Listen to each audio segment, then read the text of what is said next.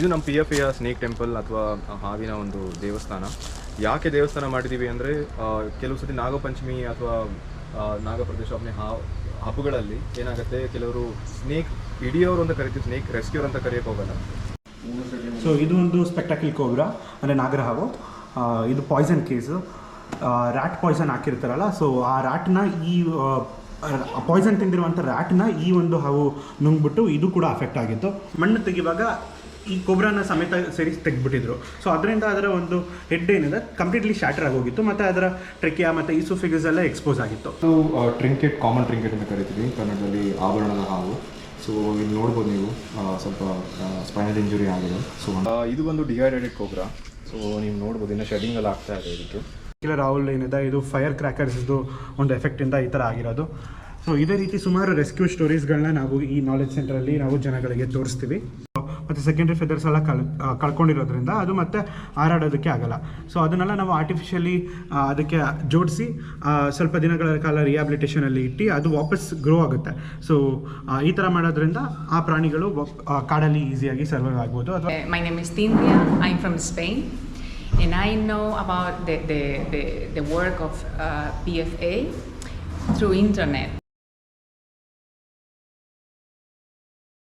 Okay, ಇದು ಬಂದು ನಮ್ಮ ಸ್ನೇಕ್ ಎನ್ಕ್ಲೋಜರ್ ಅಥವಾ ರೆಪ್ಟೈಲ್ ಎನ್ಕ್ಲೋಜರ್. ಇಲ್ಲಿ ಇನ್ಕೇರಲ್ಲಿ ಕೆಲವು ಸ್ನೇಕ್ಸ್ಗಳಿದ್ದಾವೆ. ಇವಾಗೆಲ್ಲ ನಾವು ವೀಕ್ಲಿ ಒನ್ಸ್ ಫೀಡ್ ಮಾಡ್ತೀವಿ. ಮೊಟ್ಟೆ ಮತ್ತು ಅದಕ್ಕೆ ಬೇಕಾಗಿರುವಂಥ ಕ್ಯಾಲ್ಶಿಯಮ್ ಆ್ಯಂಡ್ ಮಲ್ಟಿವಿಟಮಿನ್ಸ್ನೆಲ್ಲ ಆ ಮೊಟ್ಟೆಗೆ ಮಿಕ್ಸ್ ಮಾಡಿ ಈ ಸ್ನೇಕ್ಸ್ಗಳಿಗೆ ಟ್ಯೂಬ್ ಫೀಡ್ ಮಾಡ್ತೀವಿ. ಸೊ ಇದು ಒಂದು ಸ್ಪೆಕ್ಟಾಕಲ್ ಕೋಬ್ರಾ ಅಂದರೆ ನಾಗರ ಹಾವು. ಇದು ಪಾಯ್ಸನ್ ಕೇಸು, ರ್ಯಾಟ್ ಪಾಯ್ಸನ್ ಹಾಕಿರ್ತಾರಲ್ಲ, ಸೊ ಆ ರ್ಯಾಟ್ನ ಈ ಪಾಯ್ಸನ್ ತಿಂದಿರುವಂಥ ರ್ಯಾಟ್ನ ಈ ಒಂದು ಹಾವು ನುಂಗ್ಬಿಟ್ಟು ಇದು ಕೂಡ ಅಫೆಕ್ಟ್ ಆಗಿತ್ತು. ಸೊ ಇದು ಕೂಡ ನಮ್ಮ ಕೇರಲ್ಲಿ ಇದು ಕೂಡ ನಮ್ಮ ಒಂದು ಎನ್ಕ್ಲೋಜರಲ್ಲಿ ಸುಮಾರು 4 ರಿಂದ 5 ವಾರಗಳಷ್ಟು ಕೇರಲ್ಲಿದೆ. ಸೊ ಸ್ವಲ್ಪ ದಿನಗಳ ಹಿಂದೆ ನಾವು ಸೋಷಿಯಲ್ ಮೀಡಿಯಲ್ಲಿ ಒಂದು ಪೋಸ್ಟ್ ಹಾಕಿದ್ವಿ. ಅದು ಸಿಕ್ಕಾಪಟ್ಟೆ ವೈರಲ್ ಆಗಿತ್ತು, ಮತ್ತು ಜನರು ತುಂಬಾ ಸ್ಕೆಪ್ಟಿಕಲ್ ಆಗಿರೋ ಅದನ್ನು ನಂಬೋದಕ್ಕೆ. ಏನಕ್ಕೆ ಅಂತ ಹೇಳಿದ್ರೆ, ಒಂದು 9 ತಿಂಗಳಿಂದ ನಮಗೆ ಒಂದು ಸ್ಪೆಕ್ಟಾಕಲ್ ಕೋಬ್ರಾ ಸಿಕ್ಕಿತ್ತು. ಒಂದು ಕನ್ಸ್ಟ್ರಕ್ಷನ್ ಸೈಟಲ್ಲಿ JCB ಈ ಒಂದು ಕೋಬ್ರಾನ ಮಣ್ಣು ತೆಗಿವಾಗ ಈ ಕೋಬ್ರಾನ ಸಮೇತ ಸೇರಿ ತೆಗೆದ್ಬಿಟ್ಟಿದ್ರು. ಸೊ ಅದರಿಂದ ಅದರ ಒಂದು ಹೆಡ್ ಏನಿದೆ ಕಂಪ್ಲೀಟ್ಲಿ ಶಾಟರ್ ಆಗೋಗಿತ್ತು, ಮತ್ತು ಅದರ ಟ್ರೆಕಿಯಾ ಮತ್ತು ಈಸೋಫಿಗಸ್ ಎಲ್ಲ ಎಕ್ಸ್ಪೋಸ್ ಆಗಿತ್ತು. ಅದನ್ನು ನಮ್ಮ ವಾಲಂಟಿಯರ್ ಚಂದನ್ ಅಂತ ಇದ್ದಾರೆ, ಅವರು PFAಗೆ ತಂದು ಕೊಟ್ಟರು. ಇಮಿಡಿಯೇಟ್ಲಿ ನಮ್ಮ ಡಾಕ್ಟರ್ ಅದನ್ನು ಅನಸ್ತೇಷಿಯಲ್ಲಿ ಹಾಕಿ ಒಂದು ಕಾಂಪ್ಲೆಕ್ಸ್ ಸರ್ಜರಿನ ಪರ್ಫಾರ್ಮ್ ಮಾಡಿದ್ರು. ಅದನ್ನು ನೋಡಿದಾಗ ಸಿಚುವೇಶನ್ನು ತುಂಬಾ ಗ್ರಿಮ್ ಆಗಿತ್ತು ಆ್ಯಂಡ್ ನಂಬಕ್ಕೆ ಆಗದಿರೋ ಥರ ಇತ್ತು. ಈ ಒಂದು ಹಾವು ಸರ್ವೈವ್ ಆಗಲ್ಲ ಅಂತ ಅಂದ್ಕೊಂಡಿದ್ವಿ ನಾವು ಕೂಡ. ಬಟ್ ನಮ್ಮ ಡಾಕ್ಟರ್ಸ್ಗಳು ಎಕ್ಸ್ಪರ್ಟ್ ಡಾಕ್ಟರ್ಸ್ಗಳೇನಿದ್ದಾರೆ ಅವರ ಒಂದು ಎಕ್ಸ್ಪೀರಿಯನ್ಸಿಂದ ಆಗಿರ್ಬೋದು ಮತ್ತು ಟೈಮ್ಲಿ ಕೇರಿಂದ ಆಗಿರ್ಬೋದು ಈ ಒಂದು ಕೋಬ್ರಾ ಕಂಪ್ಲೀಟ್ಲಿ ಸರ್ವೈವ್ ಆಯಿತು. 9 ತಿಂಗಳುಗಳಲ್ಲಿ ಈಗ ನೀವು ಫೋಟೋಸ್ನ ನೀವು ಸ್ಕ್ರೀನ್ ಮೇಲೆ ನೋಡ್ತಿರ್ಬೋದು ಹೇಗೆ ಬಿಫೋರ್ ಆ್ಯಂಡ್ ಆಫ್ಟರ್ ಇದೆ ಅಂತ ಹೇಳಿ. ನಂಬಕ್ಕಾಗದಿರಷ್ಟು ಚೇಂಜಸ್ ಆಗಿದೆ ಈ ಒಂದು ಹಾವು. ಮತ್ತು ಇನ್ನೊಂದು ಸುಮಾರು 2 ತಿಂಗಳು ಒಳಗಡೆನೇ ಇದನ್ನು ನಾವು ವಾಪಸ್ ಕಾಡಿಗೆ ಬಿಟ್ಟರೆ ಆರಾಮಾಗಿ ಸರ್ವೈವ್ ಆಗುತ್ತೆ. ಈಗ ನಮಗೆ ಸದ್ಯಕ್ಕೆ ಆನ್ಗೋಯಿಂಗ್ ಚಾಲೆಂಜ್ ಏನಿದೆ ರಿಹ್ಯಾಬಿಲಿಟೇಷನಲ್ಲಿ ಅಂತ ಹೇಳಿದ್ರೆ, ಇದರ ಒಂದು ವೈಲ್ಡ್ ಇನ್ಸ್ಟಿಂಕ್ಟ್ಸ್ನ ನಾವು ವಾಪಸ್ ತರಬೇಕಾಗತ್ತೆ. ಸೊ ಲೈಫ್ ಫೀಡಿಂಗ್ ಆಗಿರ್ಬೋದು ಅದನ್ನೆಲ್ಲ ನಾವು ಇದಕ್ಕೆ ಪ್ರಾಕ್ಟೀಸ್ ಮಾಡಿಸ್ತಾ ಇದ್ದೀವಿ, ಸೊ ದಟ್ ವಾಪಸ್ ಕಾಡಲ್ಲಿ ಬಿಟ್ಟಾಗ ಅದು ತನ್ನಷ್ಟು ತಾನೇ ಸರ್ವೈವ್ ಆಗ್ಬೋದು ಅಂತ. ಸೊ ಇದು ಬಂದು ಟ್ರಿಂಕೆಟ್, ಕಾಮನ್ ಟ್ರಿಂಕೆಟ್ ಅಂತ ಕರಿತೀವಿ ಕನ್ನಡದಲ್ಲಿ, ಆಭರಣದ ಹಾವು. ಸೊ ಇಲ್ಲಿ ನೋಡ್ಬೋದು ನೀವು, ಸ್ವಲ್ಪ ಸ್ಪೈನಲ್ ಇಂಜುರಿ ಆಗಿದೆ. ಸೊ ಅಂಡರ್ ಟ್ರೀಟ್ಮೆಂಟಲ್ಲಿದೆ ಹಾವು. ಯೂಶಲಿ ನಾವು ಈ ಥರ ಟ್ಯೂಬ್ಸ್ ಯೂಸ್ ಮಾಡ್ತೀವಿ. ಸೊ ಇದು ರಿಸ್ಟ್ರೈನ್ ಮಾಡೋದಕ್ಕೆ ಹಾವನ್ನ ಒಂದು ಕಡೆಯಿಂದ ಒಳಗಡೆ ಕಳಿಸಿ ನಾವು ಹಿಂದ್ಗಡೆ ಭಾಗ ಏನಿದೆ ಅದನ್ನು ಟ್ರೀಟ್ಮೆಂಟ್ ಏನಿದೆ ಡಾಕ್ಟರ್ ಟ್ರೀಟ್ಮೆಂಟ್ ಮಾಡ್ತಾರೆ.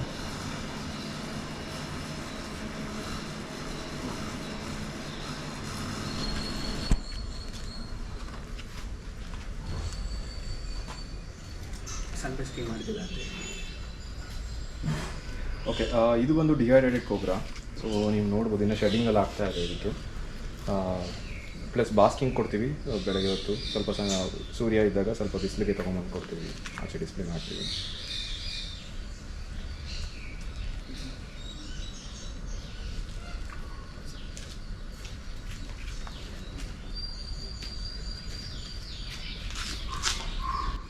ಓಕೆ, ನೀವು ನೋಡ್ತಾ ಇರೋದು ಸಿವಿಟ್ ಕ್ಯಾಟ್. ಇದು ನಮಗೆ ಮಂಗಳೂರಲ್ಲಿ ರೆಸ್ಕ್ಯೂ ಆಗಿ ನಮ್ಮೊಬ್ಬರು ಡಾಕ್ಟ್ರು ಅಲ್ಲಿಂದ ನಮ್ಮಲ್ಲಿ ರಿಯಾಬ್ಗೋಸ್ಕರ ತೊಗೊಂಬಂದು ಕೊಟ್ಟಿದ್ದಾರೆ. 3 ಇನ್ನು ಮರಿಗಳಿದ್ದಾವೆ. ಸೊ ಇಲ್ಲಿ ಇದನ್ನು ರಿಯಾಬ್ ಮಾಡಿ ತಿರ್ಗಾ ರಿಲೀಸ್ ಮಾಡ್ತೀವಿ ವೈಲ್ಡ್ಗೆ.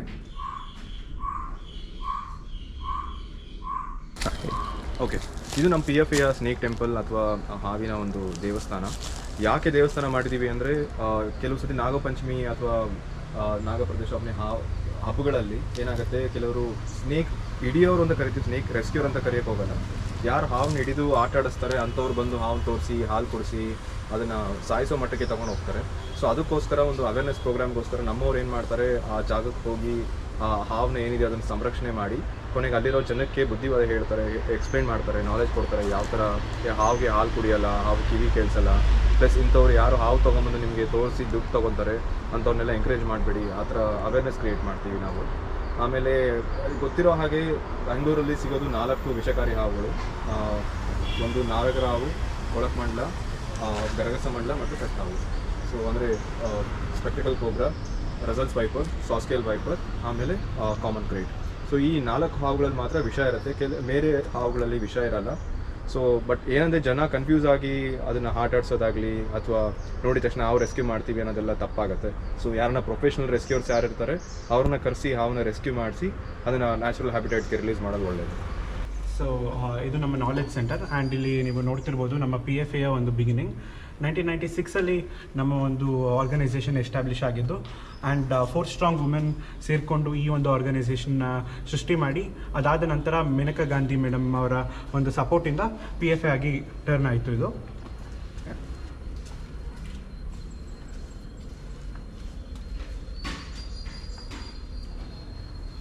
ಸೊ ಈ ಒಂದು ನಾಲೆಡ್ಜ್ ಸೆಂಟರಲ್ಲಿ ನಾವು ಕಂಪ್ಲೀಟ್ ಇನ್ಫಾರ್ಮೇಷನ್ಸ್ಗಳನ್ನ ಹಾಕಿರ್ತೀವಿ, ಮಿತ್ಸ್ಗಳಾಗಿರ್ಬೋದು ಆ್ಯಂಡ್ ಫ್ಯಾಕ್ಟ್ಸ್ಗಳನ್ನಾಗಿರ್ಬೋದು, ಮಿತ್ಸ್ಗಳನ್ನ ಬರ್ಸ್ಟ್ ಮಾಡೋದಾಗಿರ್ಬೋದು ಆ್ಯಂಡ್ ಅದರ ಜೊತೆಗೆ ಫ್ಯಾಕ್ಟ್ಸ್ಗಳು.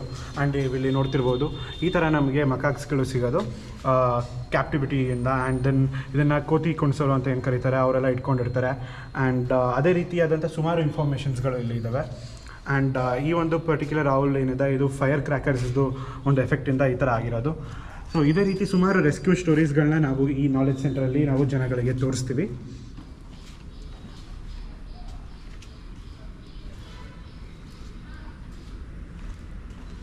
ಆ್ಯಂಡ್ ಸ್ಲೆಂಡರ್ ಲೋರಿಸ್ ಕೂಡ ಅಷ್ಟೇ, ಕಾಡು ಪಾಪಗಳಂತ ನಾವು ಏನು ಕರಿತೀವೋ ಈ ಪ್ರಾಣಿಗಳೂ ಕೂಡ ಅಷ್ಟೇ ಸುಮಾರು ಸೂಪರ್ಸ್ಟಿಷನ್ಸ್ಗಳ ಒಳಗಡೆ ಇದು ಬಂದಿ ಆಗಿಬಿಟ್ಟಿರುತ್ತೆ. ಇದನ್ನು ಮಾಟ ಮಂತ್ರಗಳಿಗೆ ಅದಕ್ಕೆಲ್ಲ ಯೂಸ್ ಮಾಡ್ತಿರ್ತಾರೆ. ಸೊ ಇದನ್ನೆಲ್ಲ ತಪ್ಪು ಅನ್ನೋದನ್ನು ನಾವು ಇಲ್ಲಿ ತೋರಿಸ್ತೀವಿ. ಆ್ಯಂಡ್ ಅದೇ ರೀತಿಯಾದಂಥ ಸೂಪರ್ಸ್ಟಿಷನ್ಸ್ಗಳಿಗೆ ಒಳಗಾಗಿರುವಂಥ ಪ್ರಾಣಿಗಳನ್ನ ನಾವು ರಕ್ಷಣೆ ಮಾಡಿರ್ತೀವಿ ಸುಮಾರು. ಆ್ಯಂಡ್ ಇಲ್ಲಿ ನೀವು ನೋಡ್ತಿರ್ಬೋದು ಇಂಪಿಂಗ್ ಅಂತ. ಸೊ ನಮ್ಮಲ್ಲಿ ಒಂದು ಯೂನಿಕ್ ವರ್ಕ್ ಮಾಡ್ತೀವಿ, ಅದರ ಹೆಸರು ಇಂಪಿಂಗ್ ಅಂತ ಹೇಳಿ. ಅಂದರೆ ಆರ್ಟಿಫಿಷಿಯಲಿ ಫೆದರ್ಸ್ಗಳನ್ನ ಬರ್ಡ್ಸ್ಗಳಲ್ಲಿ ಅಳವಡಿಸೋದು. ನಾನು ಆಗಲೇ ಕೈಟ್ ಥ್ರೆಡ್ ಏನು ಬರುತ್ತೆ, ಮಾಂಜ, ಚೈನೀಸ್ ಮಾಂಜ ಥ್ರೆಡ್ಡು, ಅದರಿಂದ ಏಟಾಗಿರುವಂಥ ಒಂದು ಬರ್ಡ್ಸ್ಗಳು ಫೆದರ್ಸ್ಗಳನ್ನ ಕಳ್ಕೊಂಬಿಟ್ಟಿರುತ್ತೆ. ಪ್ರೈಮರಿ ಫೆದರ್ಸ್ಗಳು ಮತ್ತು ಸೆಕೆಂಡ್ರಿ ಫೆದರ್ಸ್ ಎಲ್ಲ ಕಳ್ಕೊಂಡಿರೋದ್ರಿಂದ ಅದು ಮತ್ತೆ ಹಾರಾಡೋದಕ್ಕೆ ಆಗಲ್ಲ. ಸೊ ಅದನ್ನೆಲ್ಲ ನಾವು ಆರ್ಟಿಫಿಷಿಯಲಿ ಅದಕ್ಕೆ ಜೋಡಿಸಿ ಸ್ವಲ್ಪ ದಿನಗಳ ಕಾಲ ರಿಹ್ಯಾಬಿಲಿಟೇಷನಲ್ಲಿ ಇಟ್ಟು ಅದು ವಾಪಸ್ ಗ್ರೋ ಆಗುತ್ತೆ. ಸೊ ಈ ಥರ ಮಾಡೋದ್ರಿಂದ ಆ ಪ್ರಾಣಿಗಳು ಕಾಡಲ್ಲಿ ಈಸಿಯಾಗಿ ಸರ್ವೈವ್ ಆಗ್ಬೋದು ಅಥವಾ ತನ್ನ ಮನೆಯಲ್ಲಿ ಈಸಿಯಾಗಿ ಸರ್ವೈವ್ ಆಗ್ಬೋದು. ಆ್ಯಂಡ್ ಸೊ ಇದೇ ರೀತಿ ಸುಮಾರು ರೆಸ್ಕ್ಯೂ ಸ್ಟೋರೀಸ್ಗಳು, ರಿಹ್ಯಾಬಿಲಿಟೇಷನ್ ಸ್ಟೋರೀಸ್ಗಳೆಲ್ಲ ನಾವು ನಾಲೆಡ್ಜ್ ಸೆಂಟರಲ್ಲಿ ಹಾಕಿರ್ತೀವಿ.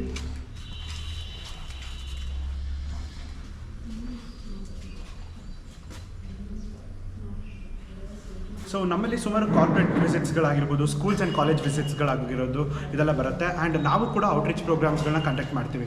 ಸೊ ಈ ಪ್ರೋಗ್ರಾಮ್ ಅಂತ ನಾವು ಕಂಡಕ್ಟ್ ಮಾಡ್ತೀವಿ, ಎನ್ವಿರಾನ್ಮೆಂಟಲ್ ಎಕಲಾಜಿಕಲ್ ಎಜುಕೇಷನ್ ಪ್ರೋಗ್ರಾಮ್ ಅಂತ ಹೇಳಿ. ಸೊ ಈ ಒಂದು ಪ್ರೋಗ್ರಾಮಿನ ಮುಖ್ಯ ಉದ್ದೇಶ ಏನು ಅಂತ ಹೇಳಿದ್ರೆ ಅರ್ಬನ್ ವೈಲ್ಡ್ ಲೈಫ್ದು ಇಂಪಾರ್ಟೆನ್ಸ್ನ ನಾವು ಜನರಿಗೆ ತಿಳಿಸ್ಕೊಡ್ತೀವಿ. ಮತ್ತು ಮಿತ್ಸ್ ಆಗಿರ್ಬೋದು ಮತ್ತು ಫ್ಯಾಕ್ಟ್ಸ್ ಆಗಿರ್ಬೋದು ಇದನ್ನೆಲ್ಲ ನಾವು ಕ್ಲೀನಾಗಿ ಈಸಿಯಾಗಿ ಕನ್ವೆ ಮಾಡ್ತೀವಿ ಜನರಿಗೆ. ಸೊ ಅದರಿಂದ ಜನರಿಗೆ ಐಡಿಯಾ ಬರುತ್ತೆ ಆ್ಯಂಡ್ ಅರ್ಬನ್ ವೈಲ್ಡ್ ಲೈಫ್ದು ಇಂಪಾರ್ಟೆನ್ಸ್ ಗೊತ್ತಾಗುತ್ತೆ ಆ್ಯಂಡ್ ಕನ್ಸರ್ವೇಷನಲ್ಲಿ ಅವರು ಕೂಡ ಒಂದು ಭಾಗಿಯಾಗ್ಬೋದು. ಇದೇ ರೀತಿ ನಮಗೆ ಸುಮಾರು ಜನ ಇಲ್ಲಿ ಬಂದು ವಾಲಂಟಿಯರ್ ಮಾಡ್ತಾರೆ ಆ್ಯಂಡ್ ಇಂಟರ್ನ್ಶಿಪ್ಸ್ಗಳು ಮಾಡ್ತಾರೆ. ಸೊ ಈ ರೀತಿ ನಾವು ಅರ್ಬನ್ ವೈಲ್ಡ್ ಲೈಫ್ನ ಜನರಲ್ಲಿ ಅರ್ಬನ್ ವೈಲ್ಡ್ ಲೈಫ್ ಬಗ್ಗೆ ಅವೇರ್ನೆಸ್ ಸ್ಪ್ರೆಡ್ ಮಾಡೋದಕ್ಕೆ ಜನರಲ್ಲಿ ಈ ಪ್ರೋಗ್ರಾಮ್ಸ್ಗಳನ್ನ ನಾವು ಯೂಸ್ ಮಾಡ್ಕೊತೀವಿ.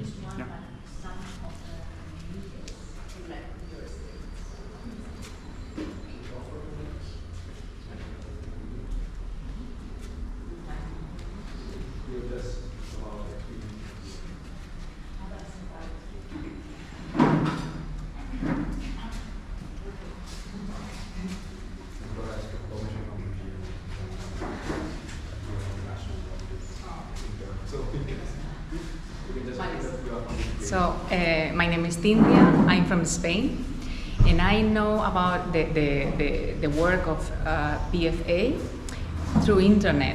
I was trying to find a place that they were really worried about wildlife. So it's difficult to find places doing an internship that where you can touch different kind of animals, wild animals. And was the place. They immediately gave to me many facilities to come here. We were talking about the moment to arrive, and I am here like 10 days more or less, and it's been an amazing experience, really. Thank you.